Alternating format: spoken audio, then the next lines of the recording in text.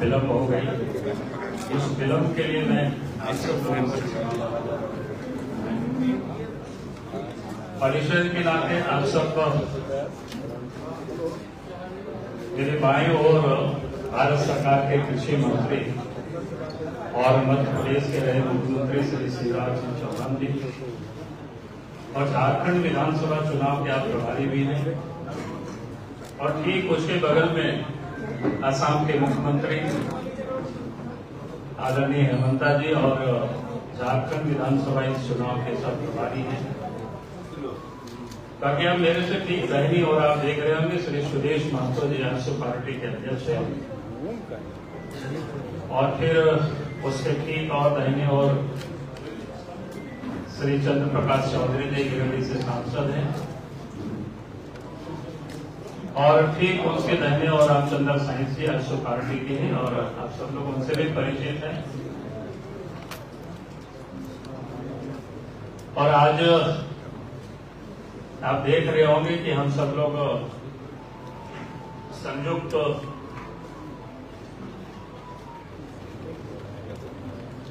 Press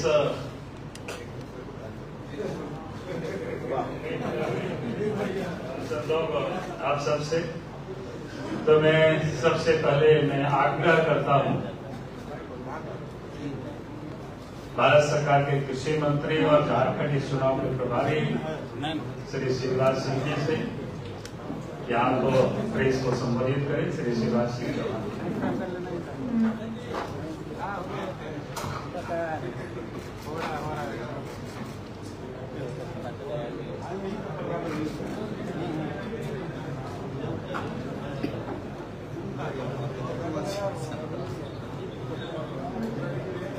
मित्रों,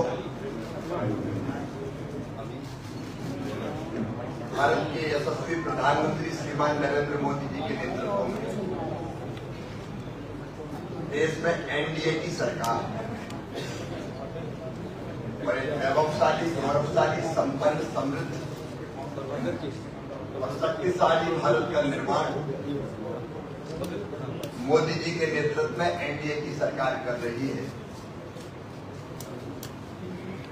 मोदी जी के नेतृत्व में देश तेजी से आगे बढ़ रहा है। आज एनडीए देश में विकास और सुशासन का प्रतीक है। झारखंड में भी चुनाव का बिगुल बज चुका है। इंडी गठबंधन की सरकार ने झारखंड को तबाही और बर्बादी के कगार पर पहुंचा दिया है। झारखंड के ये चुनाव सत्ता पर कौन काबिल होगा केवल इसका चुनाव नहीं है, ये झारखंड की अस्मिता बचाने का चुनाव है। झारखंड में माटी, बेटी, रोटी बचे, नौजवानों के रोजगार सुरक्षित हो, महिला सशक्तिकरण हो, गरीब कल्याण हो, किसानों का उद्धार हो और भ्रष्टाचार का हम सफाया कर पाए, सुशासन और विकास दे पाए। इसलिए झारखंड में हमने फैसला किया है, केंद्र ने फैसला किया है, केंद्रीय नेतृत्व ने भी तय किया है कि झारखंड के ये चुनाव एनडीए लड़ेगा मिलकर, और झारखंड में एनडीए के स्वाभाविक हमारे सहयोगी आजसू के अध्यक्ष यहां बैठे हुए हैं, सुदेश जी, उनकी टीम यहां बैठी है। भारतीय जनता पार्टी, आजसू, जनता दल यू और एलजेपी झारखंड में मिलकर चुनाव लड़ेंगे। मोबाइल वो आ रहा है, मिलकर हमारा अभियान भी चलेगा। आपस में चर्चा हमारी पूरी हो चुकी है, सीट शेयरिंग पर भी सहमति है, और जल्दी हमारे उम्मीदवार घोषित होंगे। चुनाव के अभियान में हम कूदेंगे और इंडी गठबंधन के जेएमएम, कांग्रेस कि सरकार के कुशासन का अंत कर ही हम चैन की सांस लेंगे। गठबंधन के बारे में बाकी डिटेल के लिए मैं अपने साथी और असम के मुख्यमंत्री हेमंत जी से आग्रह करूंगा।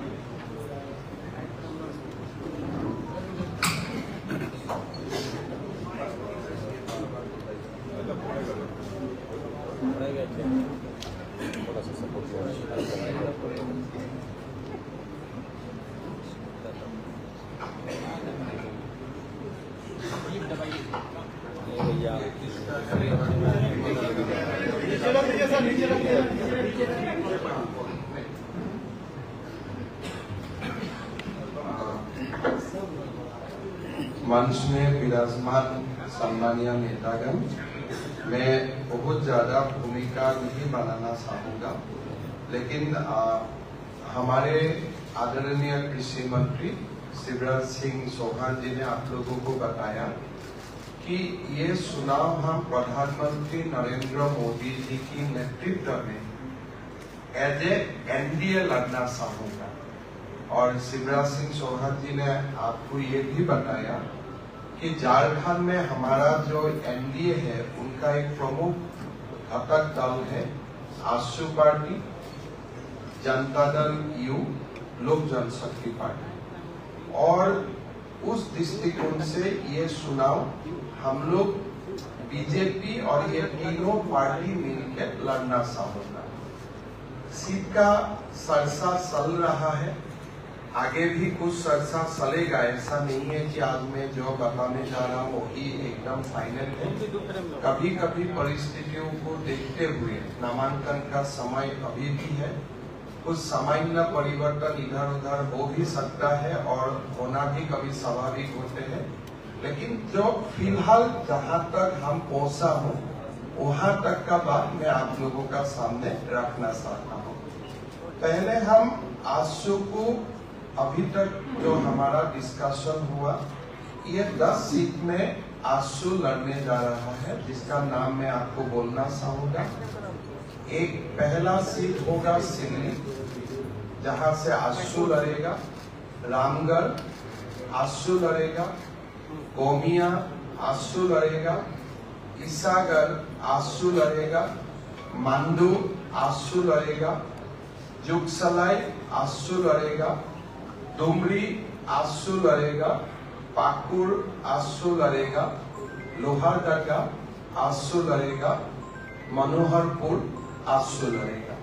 सो अभी तक जो हमारा चर्चा हुए इस हिसाब से ये 10 सीट आशु लड़ेगा और हम लोगों को अपेक्षा भी होगा कि आशु अपना उम्मीदवार ये 10 सीट में घोषित करेगा।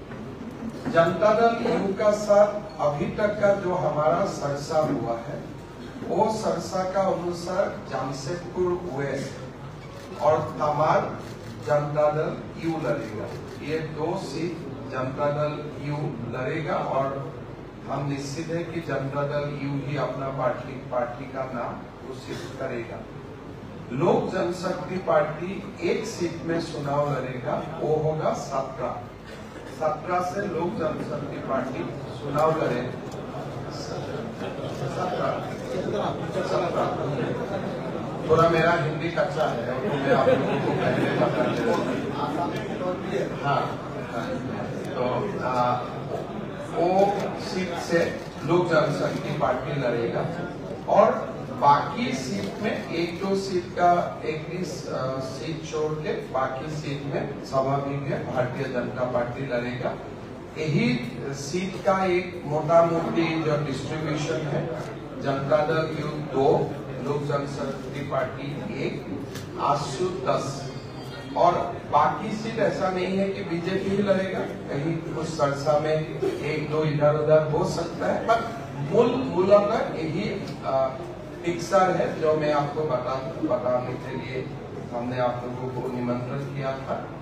और मेरा लगता है कि अभी बाबूलाल जी और सुदेश जी दोनों को ये चुनाव का नेतृत्व लेना है और दोनों कैसे चुनाव को आगे बढ़ाएगा दोनों आप लोगों का सामने पेश करेगा। मैं बाबूलाल जी को निमंत्रण करता हूं कि चुनाव का बारे में सुदेश जी और बाबूलाल जी आप लोग का सामने बोल।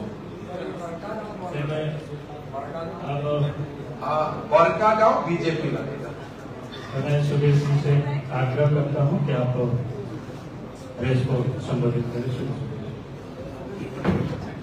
धन्यवाद। आज हमारे एनडीए की संयुक्त बैठक में मैं आदरणीय केंद्रीय कृषि मंत्री जी का, आदरणीय असम के मुख्यमंत्री जी का जो हमारे प्रभारी हैं, आदरणीय हमारे प्रदेश के अध्यक्ष भारतीय जनता पार्टी बाबूलाल मरांडी जी का, हमारे सहयोगी सांसद रेड्डी, हमारे पार्टी के जनरल सेक्रेटरी सही जी का हार्दिक स्वागत करते हैं। मैं आप सभी का, सारे मीडिया के प्रतिनिधियों का हार्दिक स्वागत है, अभिनंदन है।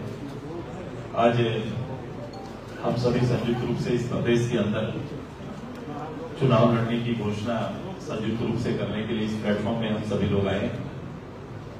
वर्तमान राज्य की परिस्थिति और हमारा लंबा संबंध ये अलग से विषय नहीं है जिसके बारे में हम चर्चा करेंगे, लेकिन पूरे राज्य की कमोबेश भावना ये है कि दोनों दलों को साथ में देखना चाहती है और जब दोनों दल साथ में होते हैं तो राज्य और राज्य की जनता के अनुकूल भावना के अनुकूल परिणाम भी आते हैं।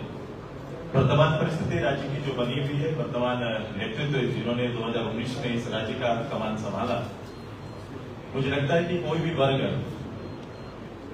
इस कुशासन से अछूता ना होगा। हर कोई तकलीफ में है और हर कोई इस तकलीफ से निजात चाहता है।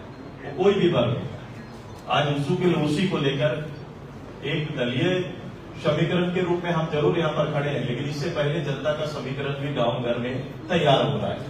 लोग चाहते हैं कि एक कल्याणकारी सरकार का गठन हो, क्योंकि सरकार गठन होना और कल्याणकारी सरकारें चलेंगी, इस कंसेप्ट को ही इन्होंने बदल कर रख दिया है।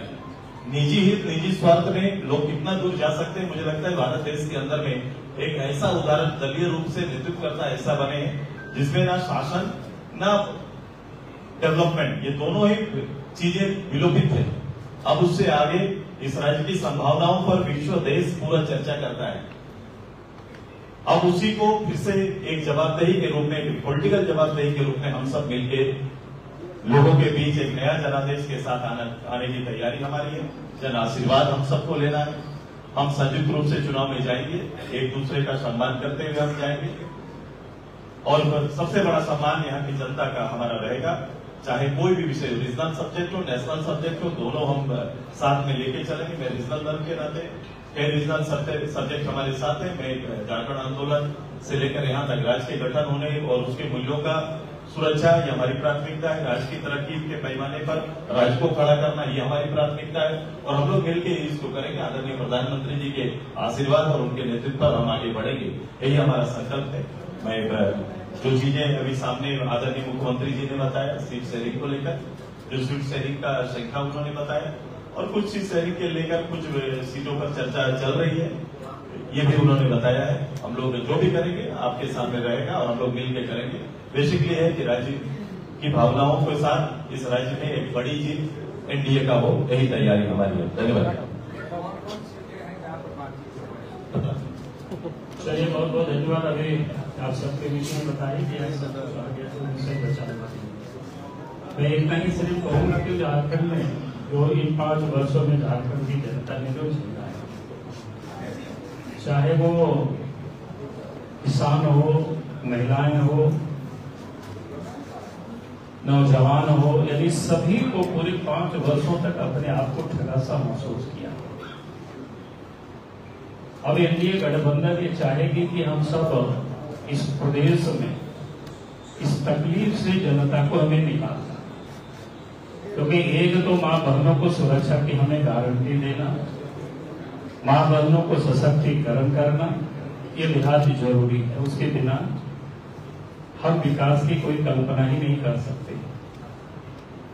दूसरा, जो नौजवान यहाँ बिल्कुल इन 5 वर्षों में जैसे ठगे गए, उनके सामने लंबी चौड़ी घोषणाएं की गई थी, लेकिन एक भी कोई घोषणाओं की उन्होंने पूरी नहीं की सरकार। आप सबको याद होगा उन्हें 5 लाख नौकरी देने की भी बात की थी और इतना तक कि जो व्यक्ति अपने पिताजी का जो कसम खाए थे कि हम शिबू सोरेन के बेटा है, अगर काम नहीं करेंगे, नौकरी नहीं मिलेगी 5 लाख तो हम संन्यास लेंगे। और पिताजी का कसम खाने के बाद अगर व्यक्ति पूरा नहीं करता है तो उसके ऊपर अब जनता कितना भरोसा करेगी, नौजवान कितना भरोसा करेगी। जिन्होंने विधानसभा में नौजवानों के लिए कहा था कि अगर रोजगार नहीं देंगे तो बेरोजगारी भत्ता देंगे, हम सब लोगों ने सर्वसम्मति से उस प्रस्ताव को पास किया था उनका कि बीए पास 5,000, एमए पास 7,000 रुपया भत्ता देंगे, लेकिन एक भी लोगों को नहीं दिया। माँ बहनों के लिए देते कि चूल्हा खर्च उन्होंने कहा था कि 2,000 रुपया महीना देंगे। पूरे 5 साल गुजर गया, एक भी महीना नहीं दिया। उन्होंने लड़कियों को कहा था कि शादी होगी सोने की सिक्का देंगे, एक भी नहीं दिया। गरीबों को बताया था 72,000 रुपया देंगे, वो भी नहीं दिया। एक तरफ उन्होंने ठगा है, लूटा है, और दूसरी तरफ सुरक्षा भी नहीं दे पाई। इन 5 वर्षों में मां बहनों के साथ जितनी जो जुल्म हुई है, दुष्कर्म हुआ है, 2022 में तो भारत में महिलाओं के साथ दुष्कर्म के मामले में झारखंड प्रथम स्थान पर रहा है। तो आज झारखंड की जनता इन चीजों से अपने आप को मुक्त होना चाहती है। जो व्यक्ति आदिवासियों के लिए राजनीति करते, बार बार आदिवासियों का नाम लेते हैं, लेकिन आज आदिवासियों की स्थिति क्या है?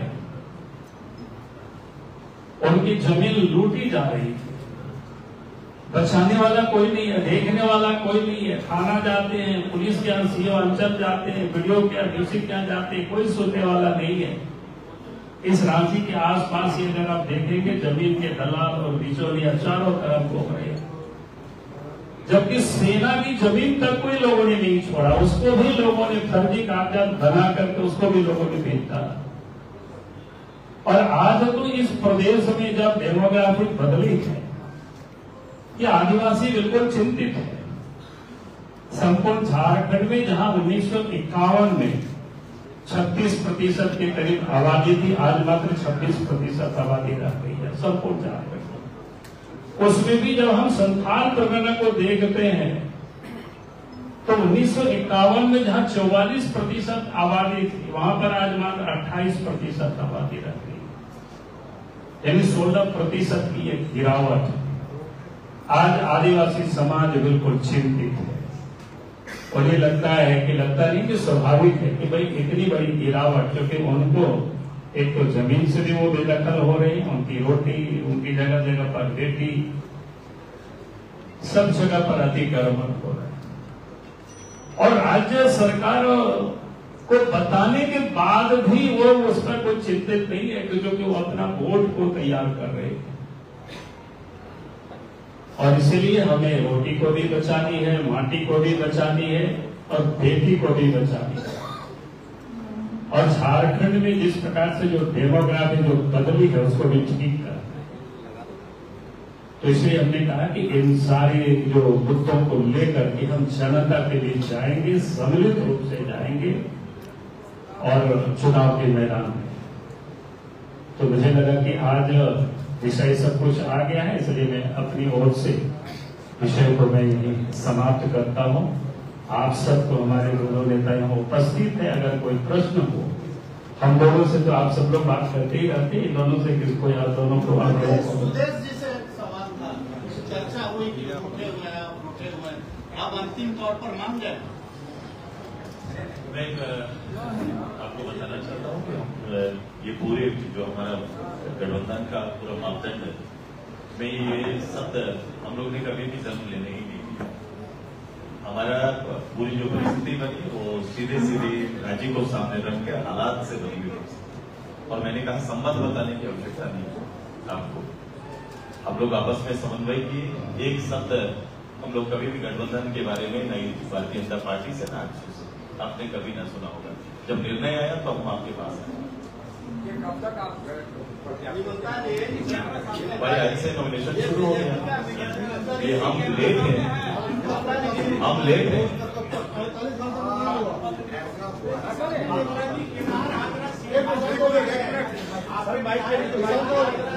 देखिए, मैं आपको बताया था कि 48 आवर्स का बाद ही हमारा हो जाएगा। आज पहला शरण जो सीट का डिस्ट्रीब्यूशन बहुत प्रमुख था कि आज हमारा ये हो गया कि तीनों दल कहाँ में लड़ेगा।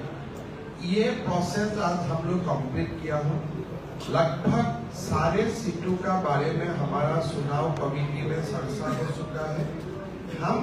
हम आशा करता हूं कि केंद्रीय चुनाव कमेटी महाराष्ट्र का साथ ही पहला झारखंड का सूची जारी करेगा। काल भी हो सकता है, परसों भी हो सकता है। एक सवाल और है, बड़े नेताओं को बंटवारा हो गया है, यानी सीएम का चेहरा कौन? सीएम का चेहरा आप ही। सारे झारखंडी जो सारे दिनकर जनता है, सारे हमारा मुख्यमंत्री है, सारे हमारा भगवान है, उनको हम लोग मिलकर सवाल करेंगे। हम आपको बताया ना, कोई जवाब, ये पूरा जवाब है। इस जवाब से ही आप ये समझ लीजिए कि हम जब भी कुछ सिद्धांत होता है आपका सामने आता हूँ, और जब सिद्धांत होगा तभी हम ना जवाब दूंगा। सिद्धांत के लिए उससे देखिए, अभी आप देखिए, आप लोगों को मैं यही बताऊं कि ये चुनाव बाबूलाल मरांडी जी, सुदेश महतो जी, ये सारे नेताओं का नेतृत्व में लड़ा जाएगा। संफाई सुरेश जी हमारा नेता है, अमर बाबरी जी हमारा नेता है, सारे लोगों का नेतृत्व में चुनाव लड़ा जाएगा। और मुख्यमंत्री भी कौन बनेगा हमारे जब तैयार हो जाएगा, निश्चित हो जाएगा, आपको बताया जाएगा। और एक एक करके सुनिए ना, एक ही दिन में पेपर का हेडलाइन क्यों लेते हैं? अशोक भाई देखो, इतना ही बात है, जो हमारा पास इंफॉर्मेशन होता है हम लोग शेयर करता है। उससे ज्यादा अब हमें इंफॉर्मेशन मांगेगा तो हम कहाँ से दूंगा, आप बताइए। बड़े नेताओं में नाम अन्नपूर्णा देवी का आ रहा है, मीडिया में देखिए, झारखंड का सारा कार्यकर्ता हमारा बड़े नेता है। काल भी आपको सारे सूची मिल जाएगा, नहीं तो परसों मिल जाएगा। हम लगाता हूँ, और हमारे लेवल में अगर मैं आपको हिंट देना शुरू करता हूँ, ये ठीक जाएगा क्या? आपको हिंट देने का तो हम तो सूची ही दे दूंगा, हिंट क्यों दूं? आपको देखिए, आज कृपा करके आप बहुत ज्यादा क्वेश्चन मत कीजिए। हमारे लिए आज बहुत ही महत्वपूर्ण दिन है कि हमने एनडीए का सीट शेयरिंग कंप्लीट कर लिया, और उससे बड़ा न्यूज आज आपके लिए क्या हो सकता है? उसी में पूछ रहा हूँ सर, आपने बोला कि ये सील हो चुका है, नंबर भी आपने बताया, बट यू सेइंग कि अभी भी कुछ सीटों पे ओपन है डिस्कशन। देखिए, तो डिस्कशन जेडीयू से प्रॉब्लम है, आंसू से नहीं, प्रॉब्लम है? वो प्रॉब्लम वो नहीं। जब अपोनेंट का नामांकन हम लोग देखता हूँ, तब स्ट्रेटेजिकली हर चुनाव में 1-2 सीट ट्रेवल करता है। अभी जेएमएम और कांग्रेस का सूची हमारा सामने नहीं है, तो ये डिस्कशन इसके लिए इनकम्प्लीट है। जब जेएमएम और कांग्रेस का सूची हमारा सामने आएंगे, हो सके बीजेपी का कोई सीट हम आशू को देना पड़ेगा, आशू का कोई सीट हमें देना पड़ेगा। तो ये स्ट्रेटेजिकल रीजन का कारण हमने रास्ता हमेशा थोड़ा खोल के रखा हूँ। इसलिए मैं अगर आपको आधा टूट बोलो, फिर बोलेगा हेमंत जी आप तो बोला था सारे कंप्लीट हो चुका है, आज ये सीट आशू में कैसे गया, आज ये सीट बीजेपी में कैसे आया? तो कुल आंसर यही है कि हम रास्ता बंद नहीं करता हूँ। जब चुनाव का आखिरी नामांकन का 4 बजे समय नहीं आएगा, तब तक हम थोड़ा रास्ता खोल के रखें। और ये जो बोला ना 1-2 सीट का बाकी है, उसी सिलसिला है। ये कोई ऐसा नहीं है कि कोई सीट के लिए खटास है, कोई सीट के लिए झगड़ा है, वो नहीं है। आपने जैसे मुझको पूछा बड़का गांव कहा जाएगा, मैं डायरेक्ट आंसर दे दिया। लेकिन हमारा हाथ में भी जो सीट है, या आशू का हाथ में भी कोई सीट है, कल सामने वाला का कैंडिडेट देखने का बाद अगर हमारा लगे कि थोड़ा इधर उधर होने में हमको थोड़ा एडवांटेज मिलेगा, हम तो चुनाव जीतने के लिए लड़ा हूँ, हम तो उसी रास्ता में चला जाऊंगा।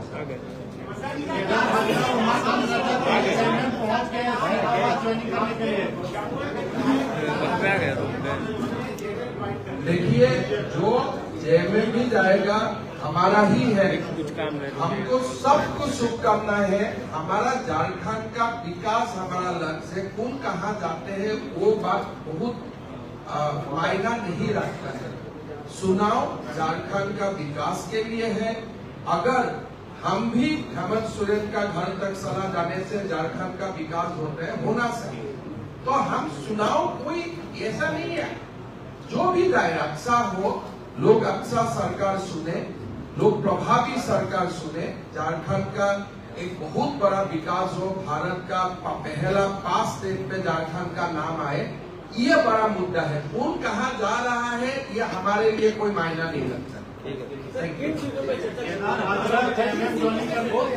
हमको, मैं आपको दोबारा आंसर देता हूँ।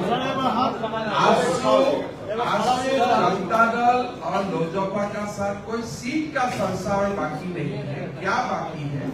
स्ट्रेटेजिकली अगर हमें लगता है कि कोई एक सीट में, 2 सीट में आजसू आगे और लड़ने से हमारा गठबंधन का फायदा होगा, या आजसू को लगे कि ये सीट में बीजेपी लड़ने से गठबंधन का फायदा होगा, तो ये गठबंधन का फायदा के लिए हम नामांकन का अंतिम तिथि तक पूरा रास्ता खोल के रखता हूँ। जब बीजेपी का भी सीट अनाउंसमेंट होगा तो आपको लगेगा कि 1-2 सीट हम लोग खोल के रखेंगे। सरसा और स्ट्रेटेजी, और सुदेश जी ने एक बहुत महत्वपूर्ण बात बताया कि आज से हम लोग एनडीए का हिसाब से सोचूंगा, अभी हम बीजेपी और आसू का हिसाब से आज से नहीं सोचूंगा।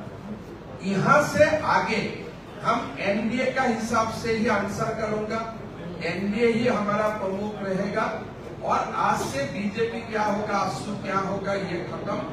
आज से हम एनडीए पूरा।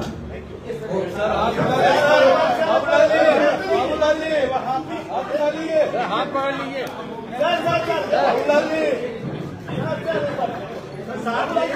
एक साथ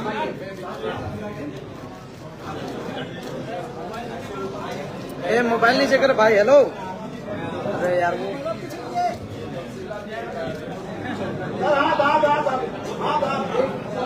हाँ सर ठीक है।